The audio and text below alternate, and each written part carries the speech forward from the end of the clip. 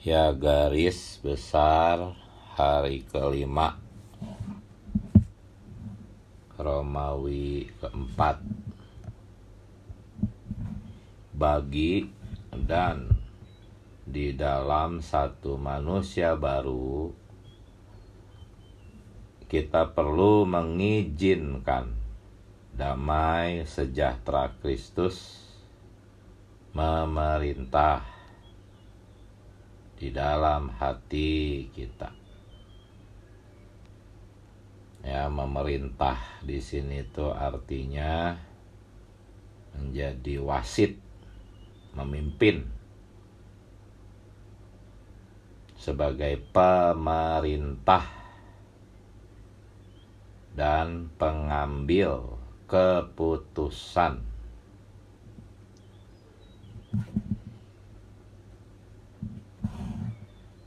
Siapa wasitnya? Damai sejahtera Kristus. Dialah wasitnya, bukan Kristus, tapi damai sejahtera Kristus. Menjadi wasit, menjadi pemerintah, menjadi pengambil keputusan segala sesuatu. Sang pemerintah ini adalah damai sejahtera Kristus. Tidak dikatakan Kristus saja, tetapi damai sejahtera Kristus. Dialah pemimpin kita, raja kita, pemerintah kita, sang pengambil keputusan. Nah, sekarang apa maksudnya damai sejahtera Kristus? Ya, kalau di pembacaan hari kelima, ya, yang bagian paling bawah halaman 436 ada satu kalimat. Biarlah damai sejahtera ini, keesaan ini yang memberikan keputusan terakhir. Jadi dari kalimat ini kita bisa melihat bahwa definisi damai sejahtera ya adalah keesaan. Ya, biarlah damai sejahtera ini, keesaan ini. Artinya damai sejahtera ini adalah keesaan. Inilah definisi dari damai sejahtera Kristus sebagai pemerintah pengambil keputusan. Dan memerintah pertama-tama ya di dalam diri satu orang dulu. Sebelum damai sejahtera Kristus bisa memerintah di dalam 2 atau 3 orang atau lebih, bahkan di dalam satu gereja lokal, pertama-tama damai sejahtera ya atau keesaan ini harus memerintah dulu di dalam diri satu orang. Ya, di dalam hati satu orang. Apa perintahnya? Siapa yang memerintah? Yang memerintah itu adalah damai sejahtera Kristus yang adalah keesaan. Keesaan itulah pemerintahnya. Pertama-tama memerintah di dalam hati satu orang, yaitu Anda dan saya. Apa isi perintahnya? Ya, Isi perintahnya adalah jangan ada keluhan terhadap semua saudara-saudari. Perintahnya adalah jangan ada keluhan terhadap siapapun, khususnya di dalam gereja atau di dalam keluarga, karena keluarga kita pun adalah gereja. Oh Tuhan Yesus. Ya, sebetulnya damai sejahtera ini yang adalah keesaan itu bukan memerintah dalam arti hanya sekedar menyuruh, tetapi ya dia akan menghilangkan, dialah yang akan menghilangkan keluhan kita terhadap siapapun. Ya. Oh Tuhan Yesus. Sekali lagi, kemarin kita berbicara soal puisi. Memang berita-berita di FKKP kita ini seperti puisi. Ya, kita harus bisa merasakan perasaan Allah masuk ke dalam diri Allah sendiri, di mana di dalam roh kita merasakan perasaannya, barulah kita bisa memahami puisi-puisi indah ini. Kalau berkata Kristus memerintah, mungkin mudah dipahami. Tetapi ini damai sejahtera yang memerintah. Dan damai sejahtera ini adalah keesaan. Artinya keesaan harus memerintah. Ini adalah perkataan-perkataan yang tidak mudah dipahami untuk dipraktekkan. Kalau tidak dipahami, bagaimana bisa mempraktekkan?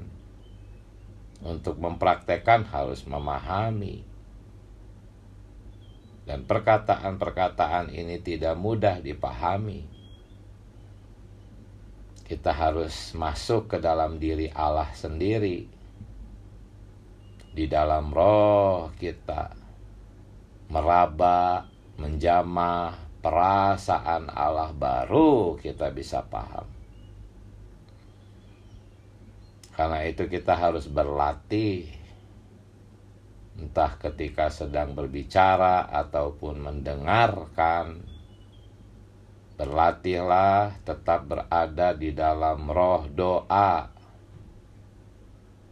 Bukan sekedar di dalam roh, tetapi di dalam roh doa.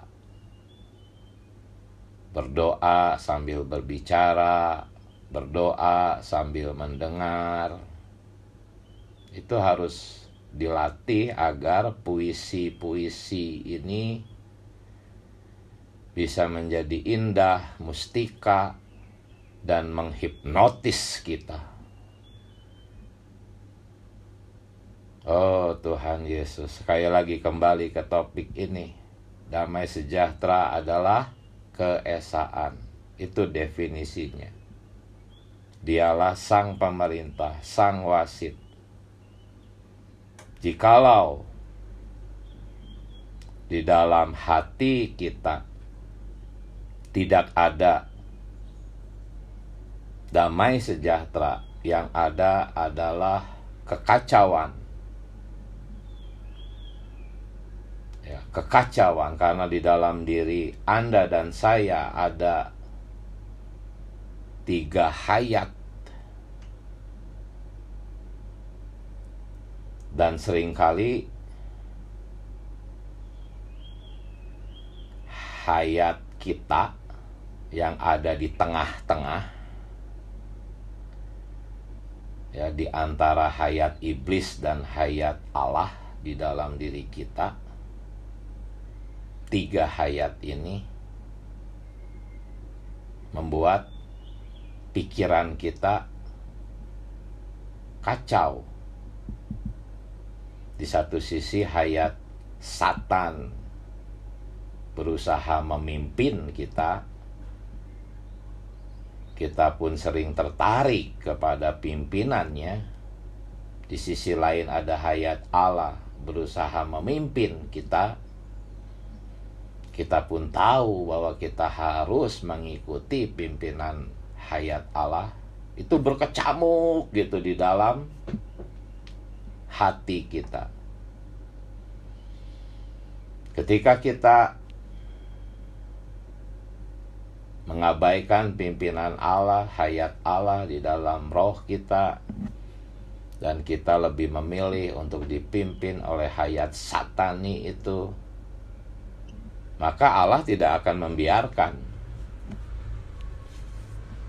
Allah akan mengaktifkan perasaan maut, takut, khawatir, gelisah, tidak tenang, lemah, tekanan-tekanan, stres. Itu semua perasaan-perasaan maut yang memang aktif ketika kita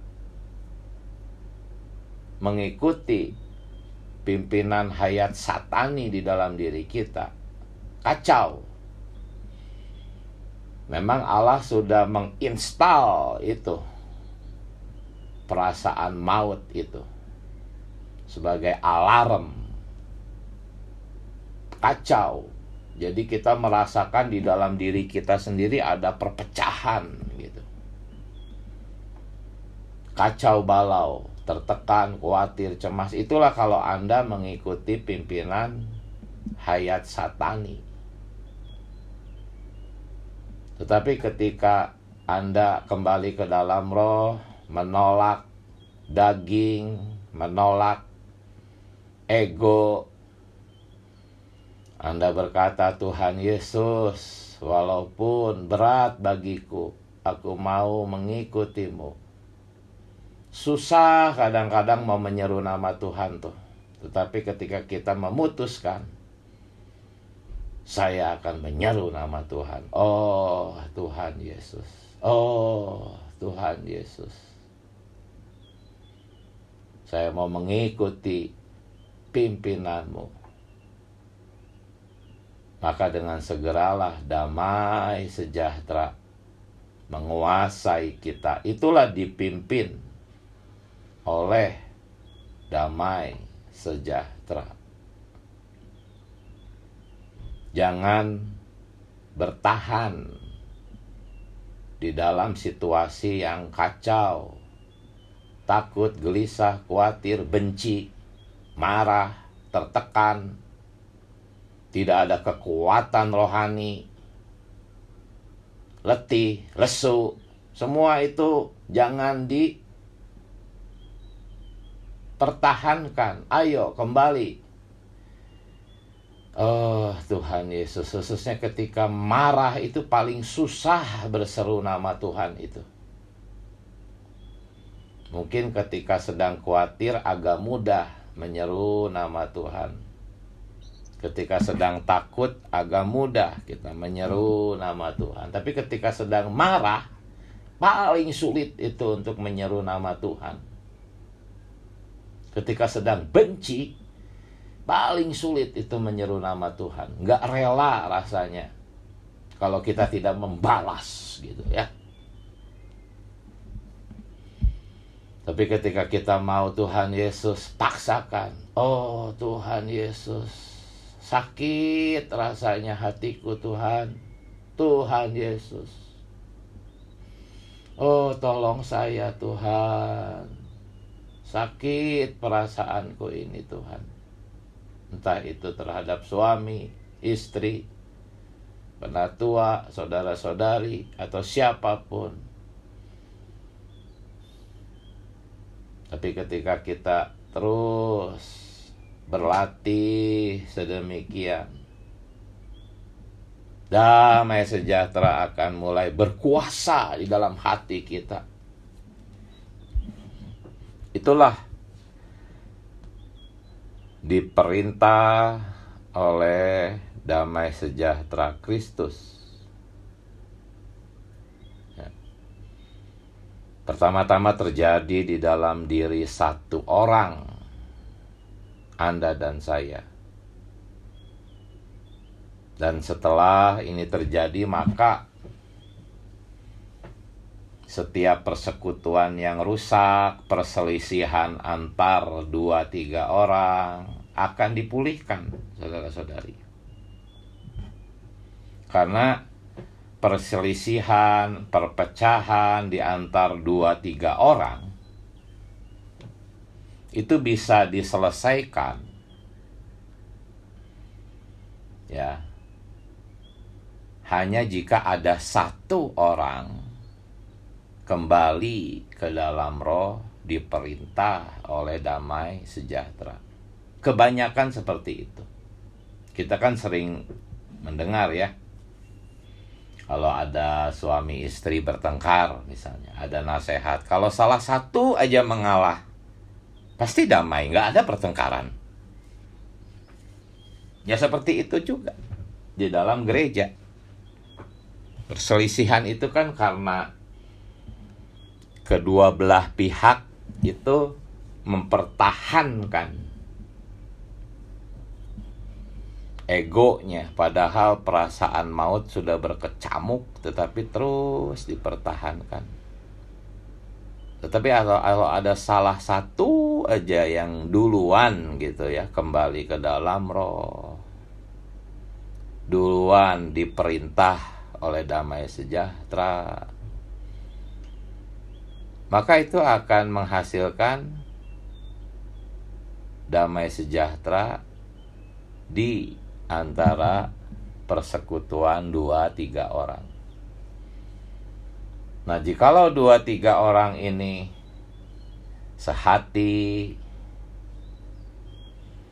dalam keesaan, walah ketika mereka berdoa, dampaknya bagi gereja lokal. Tuhan berkata, jikalau 2-3 orang sepakat, ya, meminta, wah, itu dampaknya luar biasa.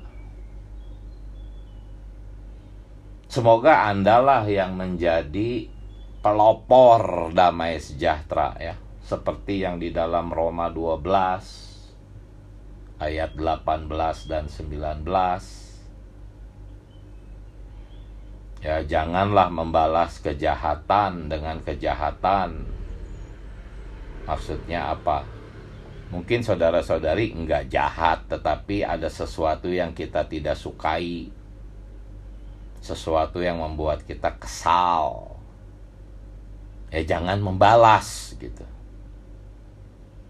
Itu maksudnya, janganlah membalas kejahatan dengan kejahatan. Maksudnya jangan merespon untuk membalas gitu. Mungkin nggak jahat-jahat amat, tetapi kesel kita tuh, marah gitu ya. Nah, janganlah merespon dengan membalas gitu. Melainkan justru lakukanlah apa yang baik bagi orang itu. Itu ciri-ciri orang yang diperintah oleh damai sejahtera. Memang kedengarannya sederhana. Jangan membalas kejahatan dengan kejahatan, ya. Artinya jangan merespon untuk membalas. Tetapi lakukanlah yang baik. Aduh, sederhana ini kalimatnya, tetapi di dalamnya peperangan dahsyat. Ya, keinginan untuk membalas itu tuh, entah dalam ucapan, dalam perbuatan, itu tuh kuat. Cuman ketika kita mengikuti pimpinan hayat satani seperti itu, maka berkecamuk, ada gelisah, takut, stres, benci, marah, wah kacau lah udah di dalam batin itu. Tetapi kalau Anda berperang, oh Tuhan Yesus, tolong saya. Akhirnya damai sejahtera menguasai Anda dan Anda tidak akan membalas dan malah melakukan apa yang baik bagi orang itu. Ya, Roma 12 ayat 18. Dan ayat 19-nya mengatakan apa? Jikalau peristiwa itu terjadi, ada yang membuat kita kesal, marah gitu ya. Roma 12 ayat 19-nya berkata, sedapat-dapatnya kalau hal itu bergantung padamu, hiduplah dalam pendamaian dengan semua orang. Jadi asal salah satu aja ya bisa kembali ke dalam roh, damai sejahtera yaitu keesaan itu memerintah, maka pendamaian itu akan terjadi di semua orang ya. Karena kebanyakannya, saudara-saudari, pendamaian itu tuh bergantung padamu, gitu. Kalau ada suami istri bertengkar, Tuhan akan berkata kepada keduanya,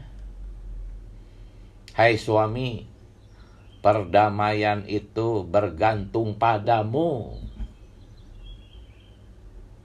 Demikian juga Tuhan akan berkata kepada sang istri, hai istri, pendamaian itu bergantung padamu. Pokoknya asal salah satu aja yang duluan, siapa yang mau kembali ke dalam roh, diperintah oleh damai sejahtera, pasti keduanya jadi akur. Bergantung padamu. Kebanyakannya seperti itu. Cuman kadang-kadang kan, aku nggak salah kok. Dia yang memulai duluan, dialah yang harus duluan. Ya, kalau gitu semua, maka ya hayat satanilah yang berkuasa di dalam persekutuan itu. Tetapi kalau ada 2-3 orang, masing-masing saling mendahului, kembali ke dalam roh, rela untuk tidak membalas, rela untuk tidak merespon, maka 2-3 orang itu akan menjadi kelompok vital yang akan membawa pengaruh besar kepada gereja lokal. Ya, biarlah tadi pembacaan di FKKP yang saya kutip, halaman 436 paling bawah. Biarlah damai sejahtera ini apa? Keesaan ini. Ingat, definisi damai sejahtera itu adalah keesaan. Ya, bukan damai sejahtera karena Anda dapat berkat banyak. Bukan damai sejahtera karena Anda di dalam rumah tenang, gak ada kekhawatiran. Bukan itu. Maksud damai sejahtera di sini adalah keesaan. Keesaan harus memerintah Anda. Keesaan harus menjadi keputusan Anda. Maksudnya apa? Ketika Anda memutuskan apapun, ya, dalam hal ini memutuskan untuk bereaksi, merespon apapun, ingatlah, sasaran keputusan Anda adalah keesaan. Tuhan, aku memutuskan ini demi keesaan. Tuhan, aku memutuskan itu demi keesaan. Itulah yang dimaksud keesaan memerintah. Damai sejahtera memerintah sama aja dengan keesaan memerintah. Ya. Oh, saudara-saudari, dalam hidup gereja kita selalu menghadapi apa? urusan-urusan. Ya, kita sering merasa disakiti, tersinggung. Itu selalu ada. Kecuali orang yang selalu menyendiri, nah nggak tahu itu ya. Tetapi kalau Anda berkoordinasi, Anda mau terlibat dalam pelayanan, pasti urusan gereja itu pasti ada ketersinggungan, ada perasaan disakiti. Ya. Tuhan berkata di dalam Matius 5, ya, berilah. Matius 5 itu sebetulnya tentang reaksi. Kalau Anda membaca seri pembinaan dasar dan judulnya Reaksi Kau Beriman, itu menggunakan Matius 5. Jikalau pipimu ditampar, kasih yang sebelah lagi, gitu kan. Kalau ada yang minta bajumu, kasih juga jaketmu. Itu adalah berbicara tentang reaksi. Nah, jikalau Anda diperintah oleh damai sejahtera Kristus, diperintah oleh keesaan, maka reaksi Anda itu akan mengikuti perintah keesaan, perintah damai sejahtera Kristus. Itu semua cerita soal reaksi. Ya, separuh lebih kehidupan kita itu adalah reaksi. Kita selalu bereaksi terhadap situasi seseorang apapun. Nah, reaksi kita itulah yang menentukan apakah akan ada keesaan, akan ada kesehatian di dalam persekutuan kita dengan 2-3 orang yang akan mempengaruhi seluruh gereja lokal. Ya. Di dalam gereja pasti kita sering mengalami tamparan, ya. Kata-kata saudara-saudari itu sering menampar kita.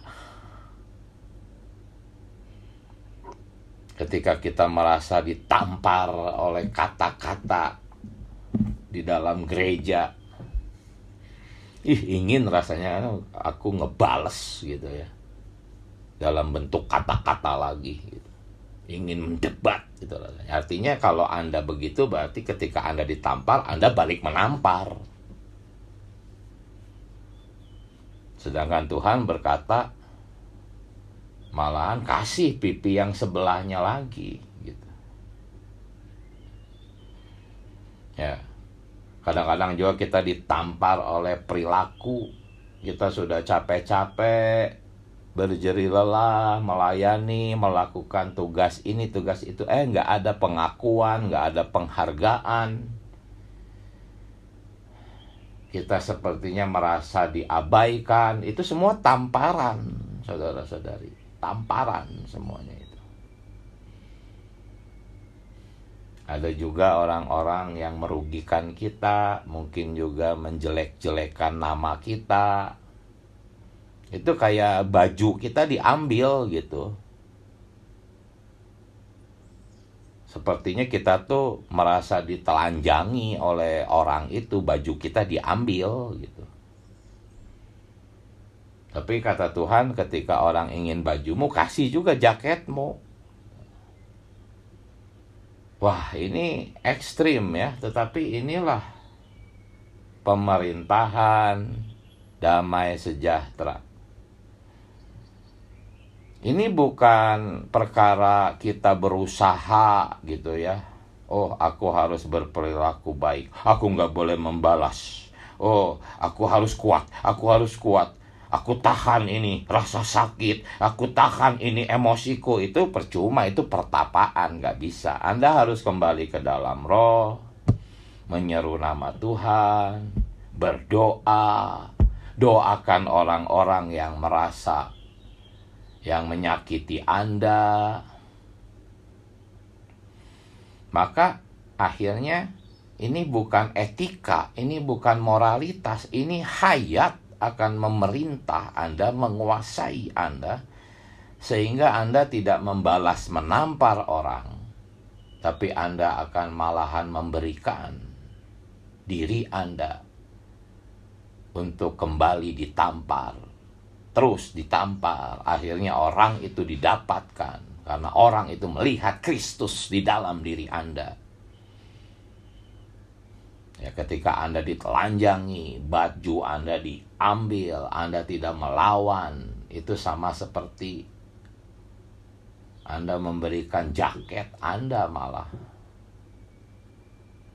Itu semua bukan perkara perbuatan baik, etika, moralitas, kesopanan. Enggak, percuma, enggak bisa pakai ilmu moralitas dan etika macam itu. Anda harus kembali ke dalam roh, menggunakan hayat Allah, dan hasilnya Anda diperintah oleh damai sejahtera. Maksudnya damai sejahtera akan menguasai Anda. Anda tidak merasa sakit ketika ditampar, Anda tidak merasa dipermalukan ketika baju Anda diambil.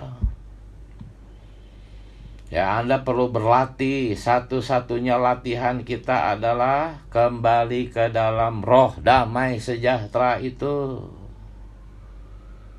Maka hasilnya apa? Ketika Anda tinggal di bawah pengaturan damai sejahtera Kristus yang bertahta itu, Anda tidak akan pernah menyinggung perasaan orang lain. Anda tidak akan pernah menyakiti orang lain. Anda tidak akan pernah merusak saudara-saudari. Bahkan, ya, Anda akan meministrikan hayat bukan hanya kepada saudara-saudari, juga kepada orang-orang yang membenci Anda, yang tidak suka kepada Anda. Mereka akan dapat mendapatkan hayat melalui Anda. Justru orang-orang yang menyakiti Anda, yang tidak suka kepada Anda, merekalah yang akan mendapatkan penyaluran hayat melalui Anda yang diperintah oleh damai sejahtera. Ya, saudara-saudara yang di depan, ya, yang rohani, mereka juga meninggalkan teladan. Walaupun mereka disebut sebagai pemimpin dalam gereja, tetapi mereka tidak merasa bertanggung jawab untuk memulihkan gereja. Itu di luar kekuasaan mereka. Mereka hanya duduk bersandar Tuhan, tidak merasa bertanggung jawab untuk menangani semua hal. Aneh ya, kalau di dunia atau di kekristenan, orang yang merasa bertanggung jawab justru dinilai baik. Tetapi di pembacaan FKKP kita dikatakan pengelolaan dan pemeliharaan pemulihan Tuhan bukan tanggung jawab kita. Maksudnya apa? Bukan kita tidak mau bertanggung jawab, bukannya kita adalah orang-orang yang tidak bertanggung jawab, bukan itu maksudnya. Maksudnya nggak usah kita upayakan dengan kekuatan sendiri untuk mengelola gereja, mengatur gereja agar semua jadi baik. Bukan, nggak perlu. Itu bukan tanggung jawab kita karena bukan kemampuan kita. Tugas kita itu hanyalah diperintah oleh damai sejahtera. Tidak perlu berusaha memerintah orang. Gitu. Kita sendiri diperintah. Biarlah orang-orang lain, saudara-saudari lain itu diperintah oleh damai sejahtera ini juga. Sama-sama, kita semua sama-sama diperintah. Kita harus menjadi orang pertama justru yang diperintah oleh damai sejahtera, sehingga kita akan mempengaruhi orang-orang lain. Sama-sama kembali ke dalam roh. Ya, damai sejahtera inilah yang akan mengikat seluruh orang beriman. Ketika Anda menjadi pelopor damai sejahtera, ya, maka Anda sendiri akan menjadi faktor yang mengikat seluruh kaum beriman dan menyatukan mereka. Ini semua bukan tanggung jawab Anda, ini pekerjaan damai sejahtera itu. Ya, sesungguhnya ini adalah pekerjaan salib. Ya. Ikatan damai sejahtera ini sesungguhnya adalah pekerjaan salib. Kita harus berlatih kembali ke dalam roh. Sebetulnya berlatih kembali ke dalam roh adalah berlatih berjalan menuju ke atas salib. Sehingga kita menjadi orang yang tidak lagi mempermasalahkan perbedaan pendapat, tidak lagi mempermasalahkan pendapat-pendapat orang yang berbeda dengan kita, selera orang yang berbeda dengan kita. Kita tidak lagi menjadi orang-orang yang memperdulikan perbedaan-perbedaan itu. Tetapi salib di sini bukan menahan diri, ya, bukan pertapaan. Ini adalah roh hayat di dalam diri kita. Nah, saudara-saudari, semua yang saya uraikan barusan, yaitu kenikmatan saya di hari kelima, itu sebetulnya adalah memperhidupkan Kristus, ya. Yaitu pelajaran yang di hari ke-6 garis besar Romawi ke-5. Di dalam satu manusia baru, Kristus adalah semua anggota. Oh Tuhan Yesus, saudara-saudari, Anda adalah Kristus. Saudari A, saudari B, saudari C, saudara A, saudara B, saudara C, semuanya adalah Kristus. Jikalau ada 50 orang di gereja lokal Anda, semuanya adalah Kristus. Oh, kalau saja semuanya memperhidupkan Kristus, apa yang akan terjadi? Oh, dunia akan terguncang oleh keberadaan gereja lokal itu. Ya, tetapi kita sadar di dalam gereja lokal tidak semua saudara-saudari sama pertumbuhan hayat. Yang penting ada 2-3 orang saja memperhidupkan Kristus. Oh, setia, sehati berdoa 2-3 orang dalam mitra doa. Berdoa bagi gereja lokal. Itu sudah dahsyat, saudara-saudari. Anda dan saya, satu orang harus jadi pelopor kembali ke dalam roh, diperintah oleh damai sejahtera dimanapun kapanpun. Anda dan saya harus menjadi satu orang pelopor itu, ya. Ingat tadi kita membaca Roma 12 ayat 18-19. Sedapat-dapatnya, kalau hal itu bergantung padamu, satu orang, hiduplah dalam perdamaian dengan semua orang. Kebanyakan situasi kita, saudara-saudari, bergantung kepadamu, Anda dan saya, satu orang. Asal satu orang saja memulai kembali ke dalam roh, ya, maka itu akan menjadi satu tali yang mengikat, mempersatukan 2-3 orang, bahkan lebih. Anda harus punya 2-3 orang ini dalam mitra doa Anda, dalam koordinasi Anda. Anda harus punya 2-3 orang ini. Dan 2-3 orang ini bergantung pada Anda, satu orang. Karena Anda adalah Kristus. Ketika Anda memperhidupkan Kristus, karena 2-3 orang itu juga adalah Kristus. Ya. Kristus adalah semua anggota dan ada di dalam semua anggota. Pasti Kristus yang Anda perhidupkan itu akan mengikat mereka. Kristus di dalam diri mereka pun akan diperhidupkan. Pasti itu. Itu khasiat daripada damai sejahtera yang menguasai satu orang. Oh, itu yang akan menguasai juga 2-3 orang, bahkan lebih. Dan akhirnya gereja lokal akan terdampak oleh kesehatian 2-3 orang ini. Ya. Tetapi kalau masing-masing memperhidupkan alamiahnya,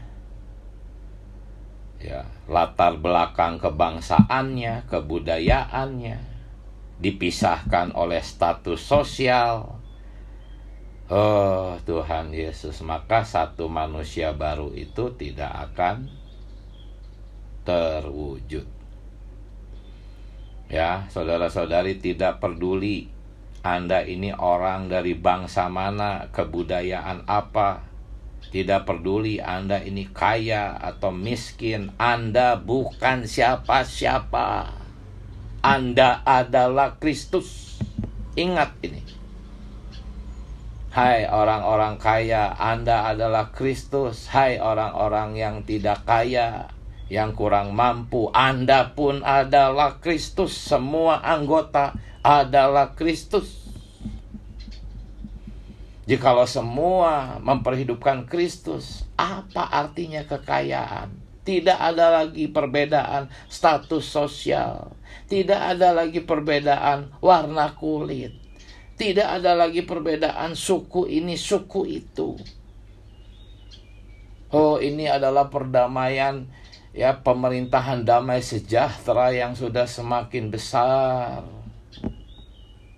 Kristus bukan hanya sekedar menjadi hayat, tetapi Kristus sudah berkembang di dalam diri kita menjadi persona.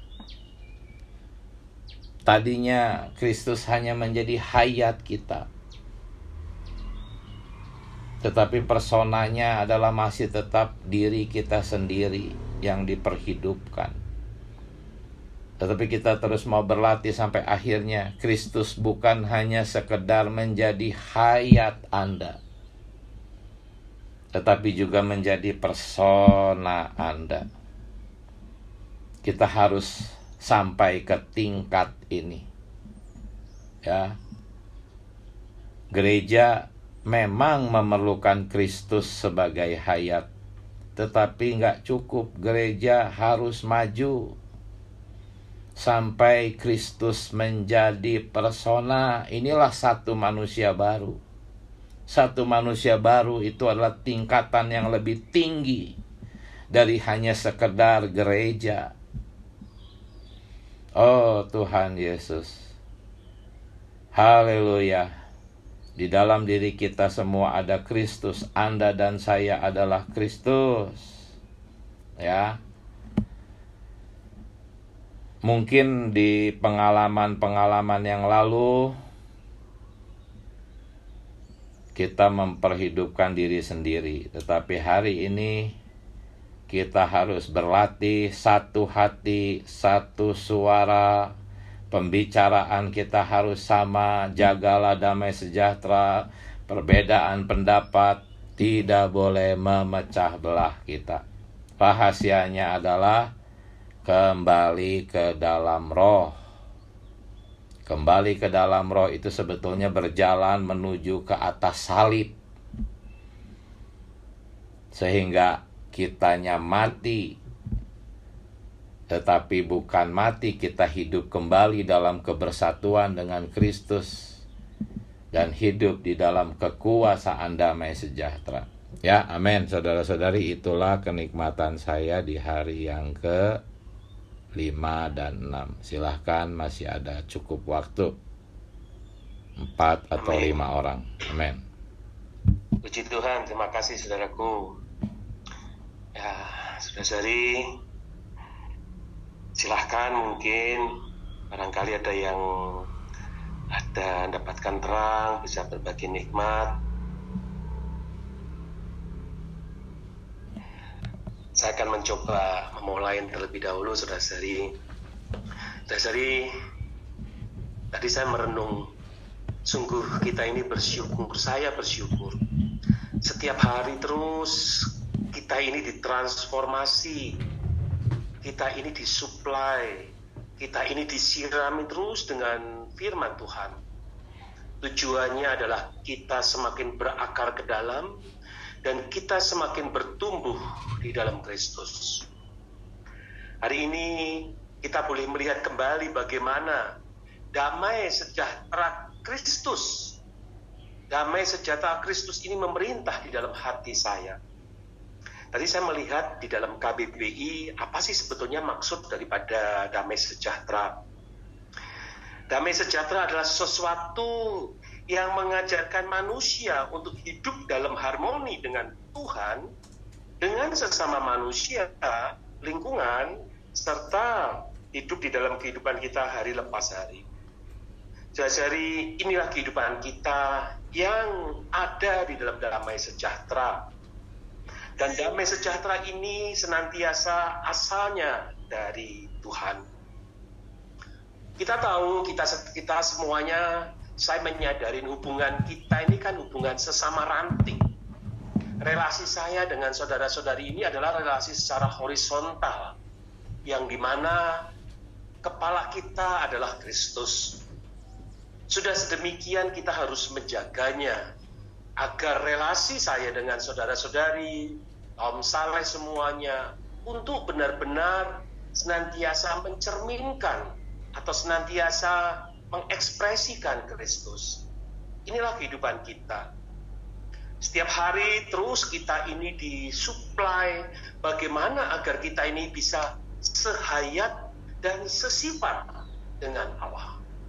Kalau kita sudah sehayat dan sesifat dengan Allah, otomatis damai sejahtera lah yang menjadi juri di dalam kehidupan kita, yang memerintah di dalam kehidupan kita.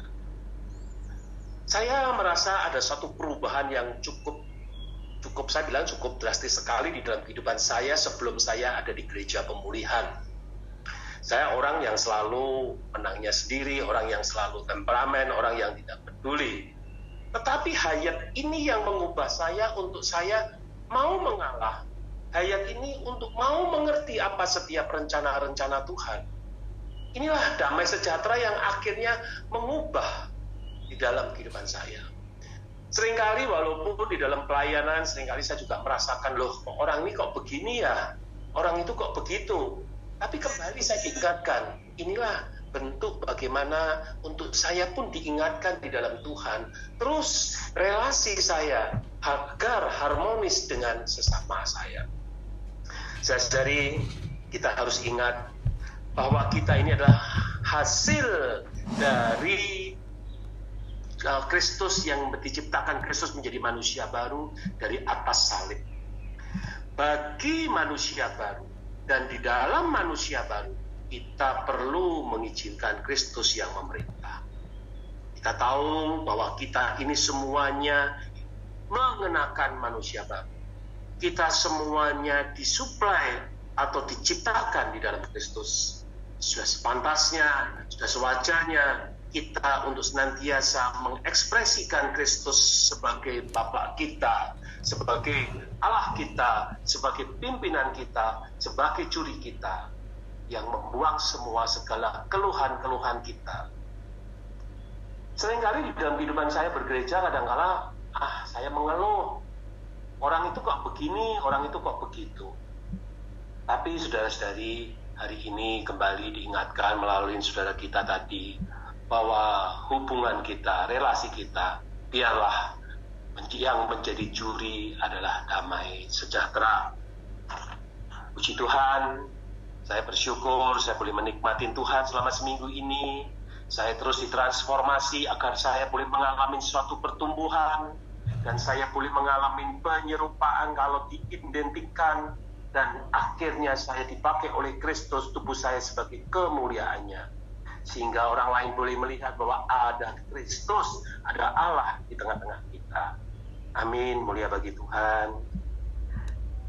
Silakan saudari, masih ada waktu.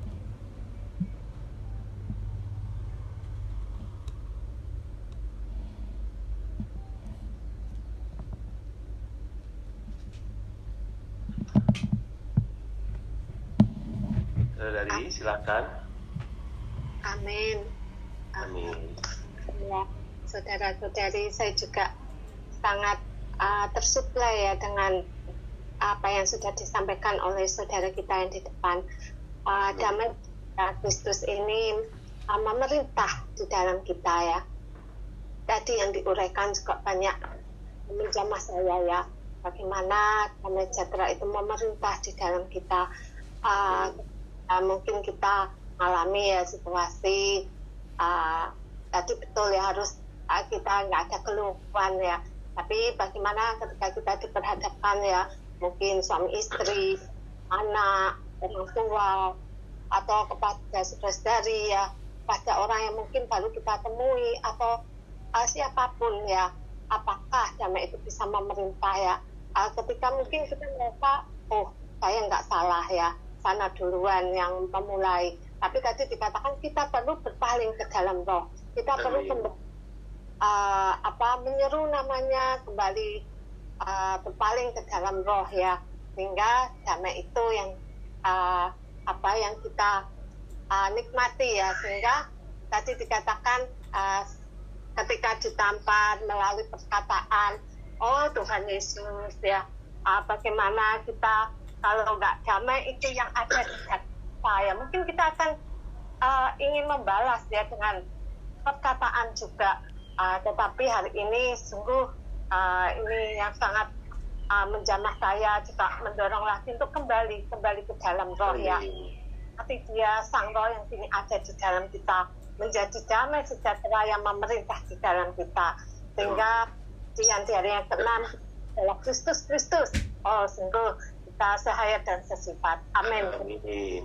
Puji Tuhan. Masih ada waktu, mungkin satu orang lagi, saudara-saudari.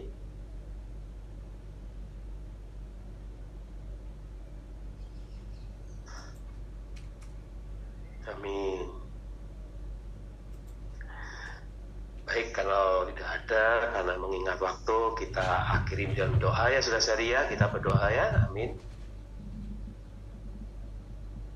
Amin. Oh Tuhan Yesus, Tuhan, sungguh kami bersyukur kami boleh mengerti kehendak-Mu, yaitu Engkau ingin memperoleh manusia baru. Kami boleh mengerti akan kehendak Allah, yaitu Engkau menginginkan gereja. Tuhan, terima kasih jika Engkau telah menciptakan kami sebagai manusia baru. Engkau yang telah mengubah kami untuk kami boleh hidup benar di hadapan Tuhan. Setiap hari kami boleh menikmati Engkau, mengalami Engkau, mengekspresikan Engkau di dalam kehidupan kami. Terima kasih Tuhan untuk transformasi yang Tuhan berikan pada kami, di dalam kami, untuk kami boleh mengalami pertumbuhan rohani kami. Kami boleh mengalami yang namanya penyerupaan atau identik dengan Engkau, sehayat dan sesifat.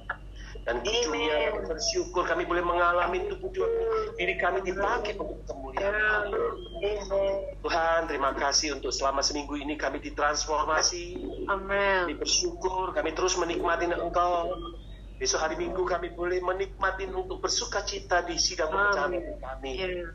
Sertai saudara-saudari kami untuk hidup benar, hidup senantiasa ada di dalam Tuhan.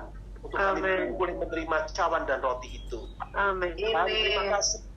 Kami boleh mengenakan manusia baru. Pimpin dan sertai kami Tuhan. Amin. Amin. Amin. Puji Tuhan, makasih saudara Diki. Terima kasih, saudari. Tuhan memberkati. Saudara Diki, saudara Sutari, pelayannya, gerejanya, amin. Amin.